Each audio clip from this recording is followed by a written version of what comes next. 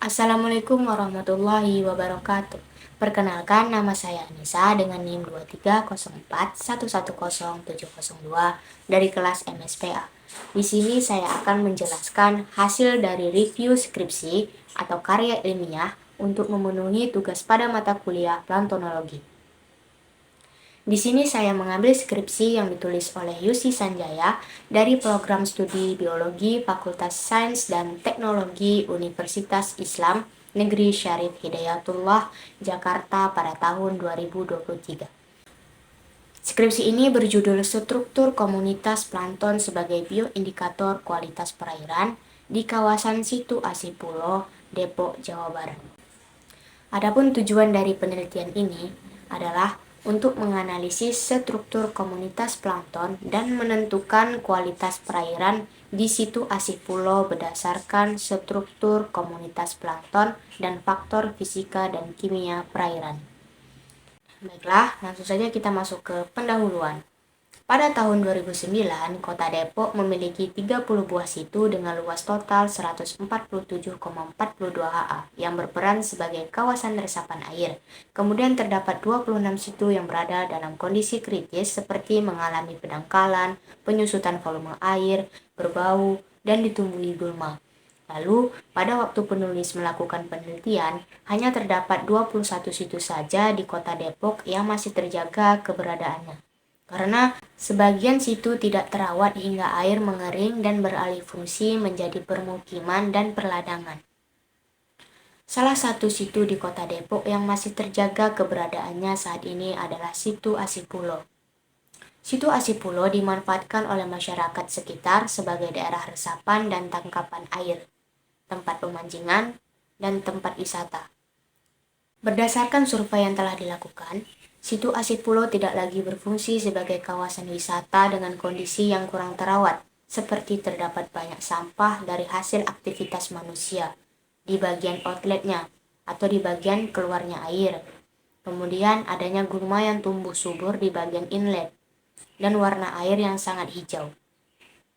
Pada penelitian ini, penulis ingin mengetahui kualitas perairan di Situ Asipulo dengan menggunakan cara biologis, yaitu menggunakan keberadaan plankton dan menggunakan pengukuran kualitas perairan dengan parameter fisika dan kimia air.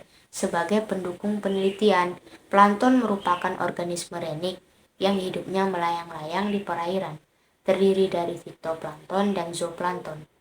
Beberapa spesies plankton dapat hidup di perairan yang tercemar, dan ada pula spesies plankton yang hanya dapat hidup di perairan yang tidak tercemar. Kondisi perairan tercemar sangat memungkinkan didominasi oleh spesies plankton tertentu, sehingga plankton dapat dijadikan sebagai bioindikator kualitas perairan. Adapun beberapa pendapat literatur yang mendukung tentang penelitian ini. Yang pertama, ekosistem perairan Situ Asipulo. Menurut Kumurur 2009, situ merupakan salah satu bentuk ekosistem air tawar yang memiliki dua komponen pembentuk, komponen abiotik dan biotik. Komponen biotik yaitu organisme autotrofik seperti fitoplankton dan organisme heterotropik seperti zooplankton serta hewan lainnya, dan organisme pengurai seperti bakteria dan jamur perairan. Kemudian ada komponen abiotik. Komponen abiotik berupa bahan-bahan organik dan anorganik seperti air, karbon dioksida, nitrogen, dan fosfor. Yang kedua, struktur komunitas plankton. Menurut Sari et al. Pada tahun 2018, struktur komunitas adalah spesies-spesies yang berada di dalam komunitas dan terikat dalam interaksi biotik, serta berfungsi sebagai unit terpadu yang meliputi komposisi spesies, indeks dominasi, indeks keanekaragaman, dan indeks kelimpahan. Yang ketiga, plankton sebagai bioindikator. Menurut Barus tahun 2020, kualitas suatu perairan, terutama perairan yang tergenang seperti perairan di Situ Asipulo, dapat ditentukan oleh fluktuasi populasi planktonnya yang akan mempengaruhi tingkat trofik di perairan. Parmar et al. Tahun 2016 menyebutkan tingginya jika di perairan terjadi kelimpahan dari spesies plankton, contohnya dari spesies Brachiosaurus sp, menunjukkan bahwa danau sedang mengalami eutrofikasi dan terkontaminasi secara alami. Begitu juga sebaliknya, jika tidak ada keberadaan plankton tersebut di perairan menandakan bahwa perairan tersebut tidak mengalami eutrofikasi. Yang keempat, kualitas air. Menurut Setyowati tahun 2015, kualitas air menggambarkan kesesuaian atau kecocokan air untuk penggunaan tertentu seperti air minum, perikanan, pengairan atau irigasi, industri, rekreasi, dan lain sebagainya. Yang kelima, faktor fisika dan kimia air. Faktor fisika terdiri dari kekeruhan, suhu, total padatan terlarut atau total dissolved solid. Menurut Cahyani et al. 2016, TDS merupakan jumlah material yang terlarut di dalam air berupa karbonat, bikarbonat, klorida, sulfat, fosfat, nitrat, kalsium, magnesium, natrium, ion-ion organik, senyawa koloid, dan lain-lain.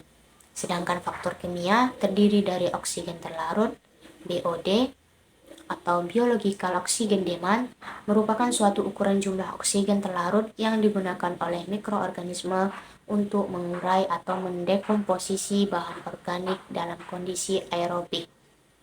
Kemudian konduktivitas listrik atau electrical conductivity atau dikenal dengan EC. Konduktivitas listrik atau electrical conductivity merupakan ukuran kemampuan suatu larutan untuk menghantarkan arus listrik yang terkandung di dalam larutan. Kemudian, metode penelitian. Penelitian ini dilakukan di Jalan Situ Asih, Kampung Pulo, Kelurahan Rangkapan Jaya, Kecamatan Pancoran Mas, Kota Depok, Jawa Barat. Dilakukan pada bulan September sampai Oktober tahun 2022 menggunakan metode filtering atau penyaringan menggunakan plankton net dan metode survei dengan teknik observasi langsung ke lapangan dan analisis di dalam laboratorium. Titik pengambilan sampel di lokasi penelitian terdiri dari stasiun 1 sebagai inlet atau tempat masuknya air yang bersumber dari Kali Merah, Stasiun 2 sebagai inlet yang bersumber dari area Gitet PLN Kota Depok.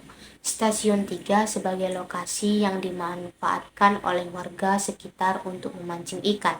Stasiun 4 dan 5 sebagai outlet atau tempat keluarnya air yang disalurkan ke Kali Pitara.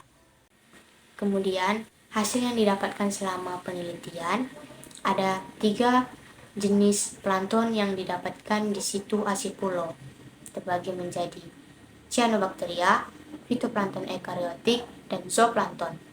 Cyanobacteria memiliki kelimpahan tertinggi didapatkan pada stasiun 5, yaitu dengan total 11,75 individu per L, dan kelimpahan terendah di stasiun 3 sebanyak 6 individu per L. Pada stasiun 5 didapatkan kelimpahan plankton tertinggi, karena pada stasiun 5 jaraknya lebih dekat dengan pemukiman penduduk, sehingga stasiun tersebut lebih banyak mendapatkan pengaruh dari aktivitas penduduk, seperti limpasan atau buangan dari tepi perairan. Kemudian pada jenis fitoplankton eukariotik memiliki kelimpahan tertinggi di stasiun 3 sebanyak 448,25 individu per L, dan kelimpahan terendah di stasiun 1 sebanyak 24,75 individu per L.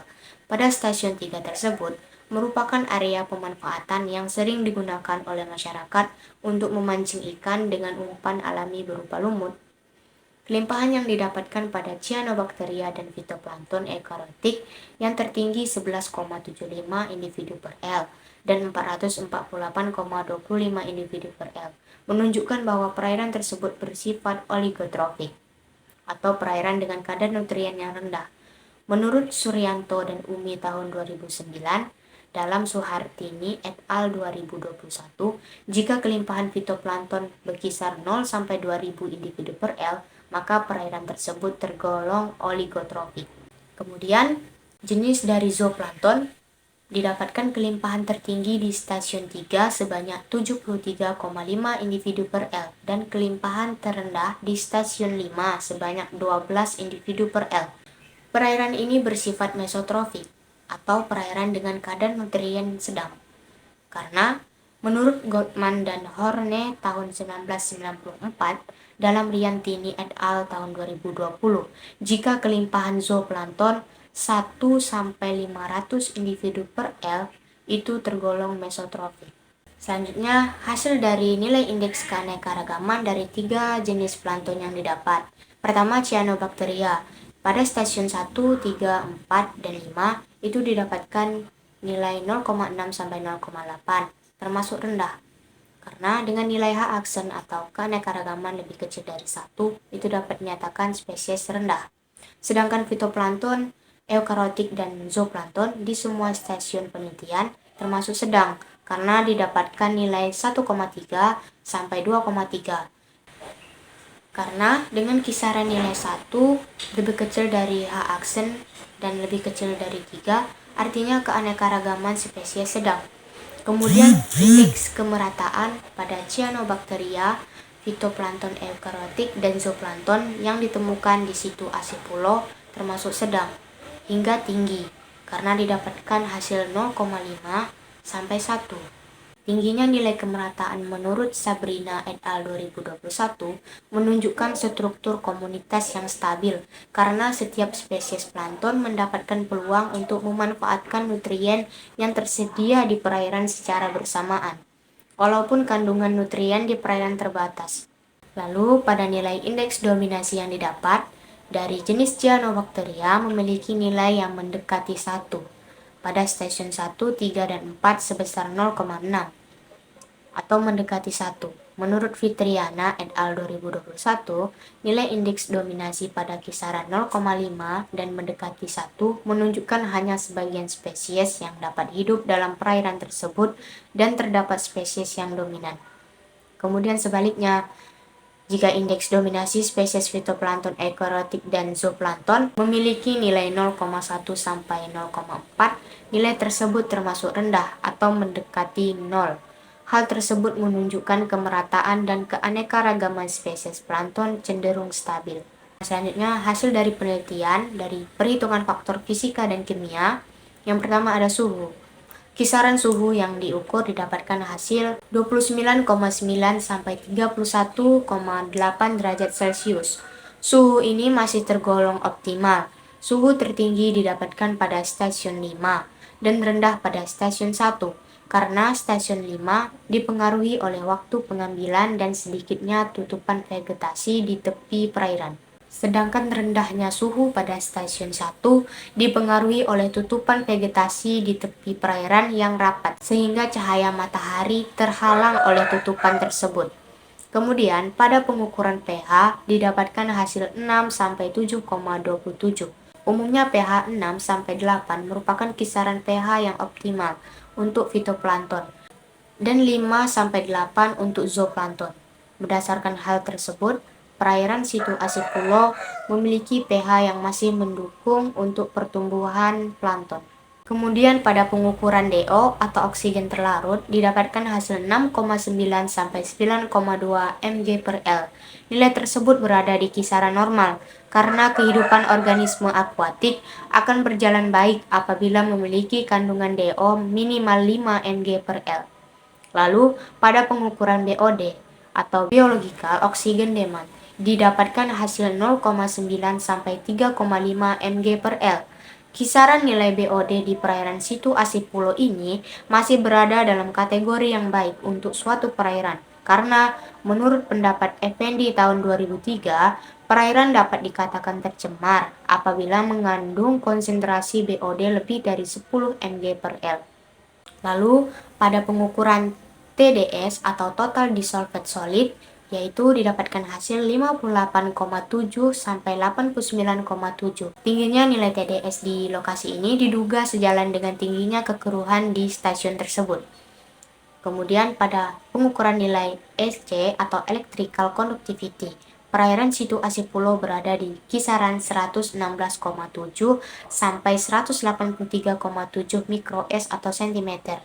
Menurut Boy dan Lee Kopler, pada tahun 1979 dalam Hilal 2020, perairan normal memiliki konsentrasi EC dengan kisaran 20 sampai 1500 mikroes atau sentimeter. Hal tersebut menunjukkan bahwa perairan situasi pulau termasuk ke dalam perairan yang normal dan layak untuk kehidupan plankton dan organisme akuatik lainnya. Sedangkan pada pengukuran kekeruhan di perairan situasi pulau ini didapatkan hasil 9,2 sampai 28,3 FTU. Menurut Salwiah 2012, kekeruhan yang optimum suatu perairan berkisar antara 5 sampai 30 FTU, sehingga perairan situasi pulau berada dalam kategori yang baik untuk perairan. Baiklah, dapat disimpulkan dari penelitian ini, plankton yang ditemukan di situasi pulau terdiri dari cyanobacteria, fitoplankton eukariotik, dan zooplankton. Pada pengukuran kelimpahan, indeks keseragaman, indeks kemerataan, dan indeks dominasi plankton didapatkan hasil rendah, sedang, hingga tinggi. Hasil pengukuran berdasarkan keberadaan plankton ini dapat dikatakan bahwa perairan di situasi pulau masih tergolong perairan yang mendukung bagi kehidupan plankton, dan berdasarkan pada pengukuran parameter fisika dan kimia perairan, ini masih dapat tergolong optimum dan normal, dan layak untuk digunakan bagi kehidupan makhluk hidup terutama plankton dan organisme akuatik lainnya. Baiklah, cukup sekian video penjelasan dari hasil review karya ilmiah atau skripsi yang saya ambil. Apabila ada kesalahan saya mohon maaf. Wassalamualaikum warahmatullahi wabarakatuh.